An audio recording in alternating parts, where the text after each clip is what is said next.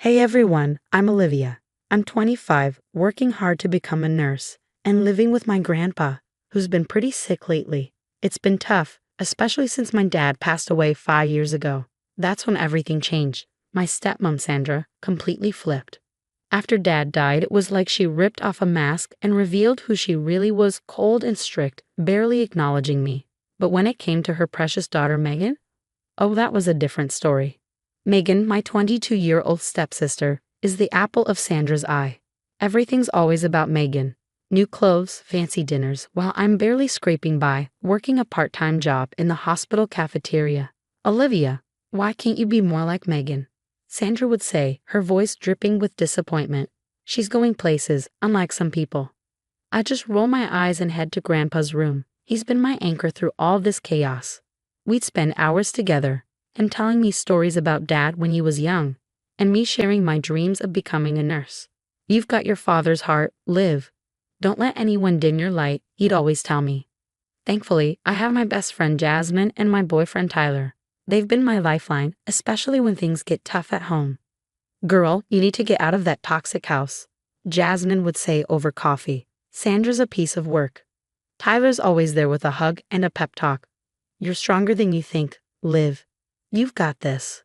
But juggling everything feels like walking a tightrope. I'm up at dawn to check on Grandpa before my shift at the hospital.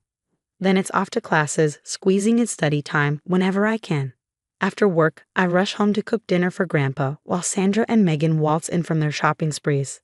Oh, you're still here, Sandra would say, like I was a guest in my own home. One night, just as I was about to collapse into bed, I heard a loud thud from Grandpa's room. My heart dropped. Grandpa. I called out, rushing to his door. No answer. I burst in to find him on the floor, barely conscious. Oh my God, Grandpa. I cried, fumbling for my phone to dial 911. Stay with me, please, I whispered, holding his hand as the sirens blared in the distance. The ambulance ride was a blur. I stayed by Grandpa's side, whispering, "You're going to be okay," over and over. At the hospital, they whisked him away, leaving me pacing the waiting room for what felt like hours. Finally, a doctor came over. Your grandfather's condition is critical. I'm afraid he doesn't have much time left. You should prepare yourself.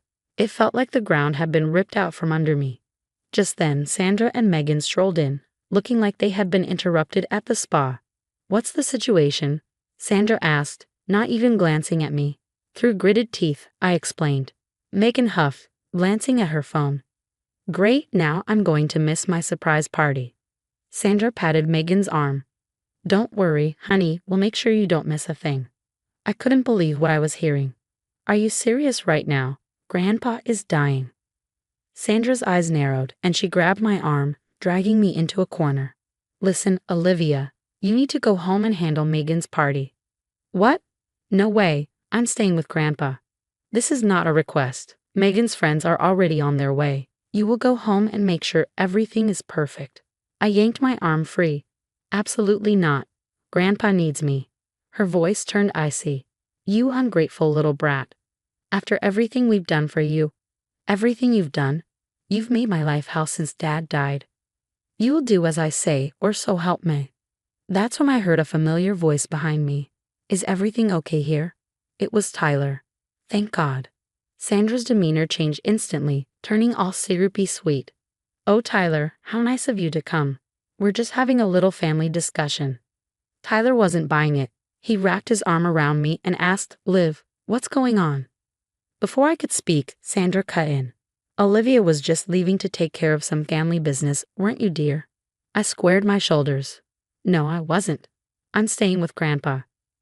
Sandra's face twisted with rage. If you don't leave right now, you can consider yourself cut off. No more roof over your head. No more college fund. Nothing. Tyler tensed beside me. You can't do that. Watch me, Sandra hissed. My mind raced. Everything I had worked for, my future, my home, was at risk. But then I thought of Grandpa, lying there alone. Fine, I said, my voice shaking. Do whatever you want. I'm staying. Sandra's eyes narrowed into slits. You'll regret this, Olivia. Don't come crawling back when you're out on the streets. She spun on her heel, dragging a protesting Megan with her. Tyler squeezed my shoulder. You did the right thing, Liv. But as we walked back to Grandpa's room, the weight of what had just happened hit me. I might have lost everything. What was I going to do now? The next morning, I was exhausted, having spent the night in an uncomfortable hospital chair, holding Grandpa's hand. Jasmine showed up with coffee and a sympathetic ear. She did what? Jasmine exclaimed when I told her about Sandra's ultimatum. That witch. I nodded, fighting back tears. I don't know what I'm going to do, Jazz. I can't afford rent on my own, let alone tuition. Jasmine's eyes lit up. Wait a second. Remember when you mentioned Sandra acting weird about the family business? Maybe there's something there.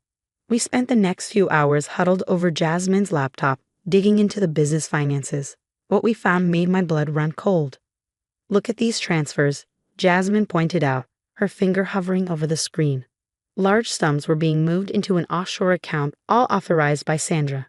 My hands shook as I scrolled through the documents. She's been stealing from the company, stealing from us. But that wasn't all. As we dug deeper, we found something even worse. Liv, look at this, Jasmine said in a hushed voice. Your dad's will. The date it was changed, just days before he died. I felt sick. She must have pressured him when he was too weak to resist. Just then, my phone buzzed. It was Tyler.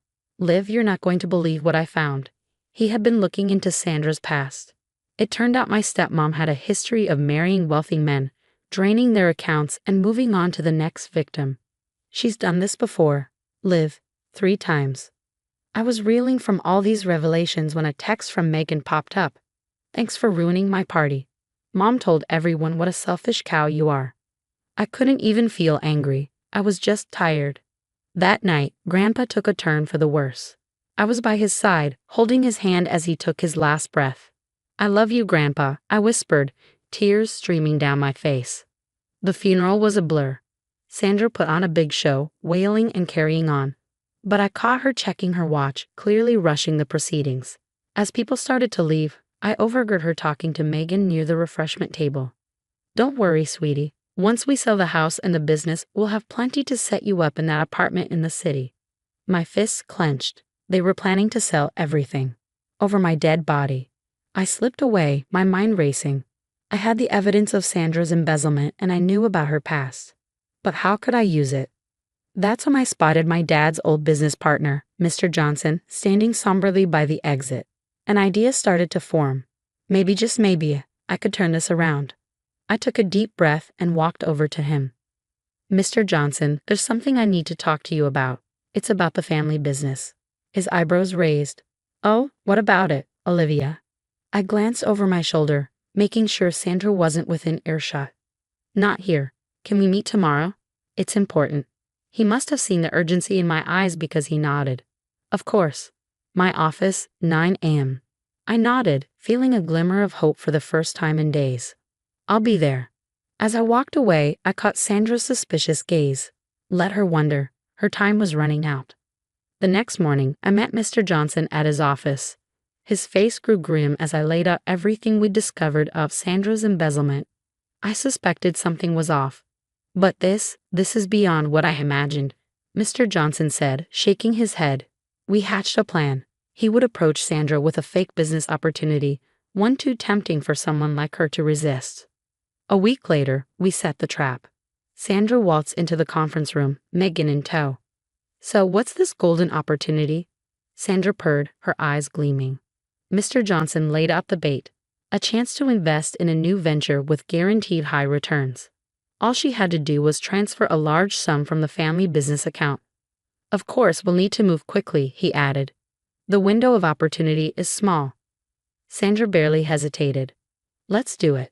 I'll make the transfer right now. The moment she hit send on her laptop, the door burst open. In walked the board members and a detective.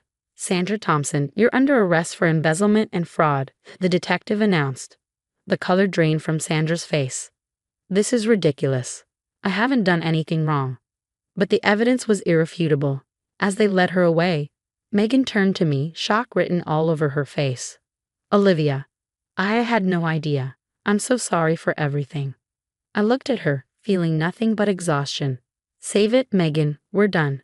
The next few weeks were a whirlwind. The board fired Sandra and pressed charges. Then came the bombshell. Grandpa had left me his share of the business. He always believed in you, Olivia, Mr. Johnson said as he handed over the paperwork. Sandra's carefully crafted world crumbled. Her high society friends deserted her, horrified by the scandal. Last I heard, she was facing serious jail time. Megan didn't fare much better.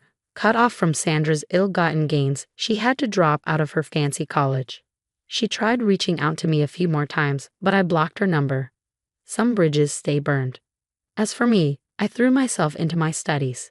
With my inheritance secure, I could focus on becoming the nurse I'd always dreamed of being. Jasmine and Tyler were my rocks through it all. "See, I told you, you're stronger than you knew," Tyler said one night as we celebrated me acing a tough exam. Jasmine raised her glass. "To Olivia, the baddest nurse to be in town." We laughed, and for the first time in years I felt light. Free. A few months later, I visited Dad and Grandpa's graves. As I laid flowers down, a sense of peace washed over me. "I did it, guys," I whispered. "I made it through." Fast forward to today. I'm thriving in my career at the city's top hospital. The family business is doing better than ever under Mr. Johnson's guidance, with me learning the ropes on the side. As for Sandra and Megan, I caught a news report the other day. Sandra's still tied up in legal battles, trying to appeal her sentence. Megan's struggling to find work, the scandal following her like a bad smell. Me, I'm just getting started. Life threw me some serious curveballs, but I came out swinging. And you know what? I wouldn't change a thing. Every struggle, every betrayal, it all led me here. Stronger, wiser, and ready for whatever comes next. Now, I have a question for you. If you were in my shoes, would you have given Megan a second chance? Or do you think cutting ties completely was the right move? Share your thoughts in the comments below. Your experiences and opinions matter. They might help someone else facing a similar situation. And if you enjoyed this story and want to hear more like it, don't forget to hit that like button and subscribe to the channel.